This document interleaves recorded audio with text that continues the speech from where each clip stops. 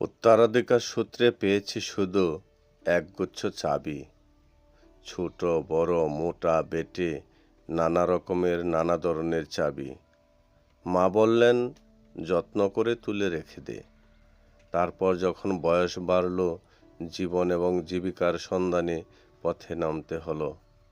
পকেটে সম্বল শুধু সেই একগুচ্ছ চাবি, ছোট বড় মোটা বেটে নানা রকমের নানা ধরনের চাবি।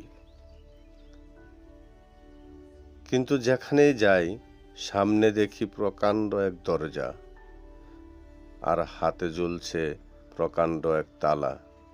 পকেট থেকে চাবি গুচ্ছ বের করি, এ চাবি সে চাবি, ঘুরাই ফেরাই, লাগে না, খুলে না।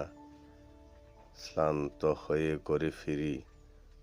মা দেখেন আর হাসেন, বলেন, ওরে তোর বাবার হাতেও এই চাবি দিয়ে ওই দরজা খোলেনি। শুনেছি নাকি তার বাবার হাতে খুলতো। আসল কথা কি জানিস? এসব চাবি হলো সততার, সত্যর, যুক্তির, নিষ্ঠার। এসব দরজাগুলো খুলে না। তবুও তুই ফেলে দিস না।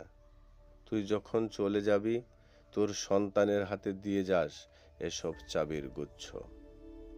হয়তো তাদের হাতে, হয়তো কেন, নিশ্চয়ই তাদের হাতে একদিন এই সব সততার, সত্যর, যুক্তির, নিষ্ঠার চাবি দিয়ে জীবনের বন্ধ দরজাগুলো খুলে যাবে, খুলে যাবেই।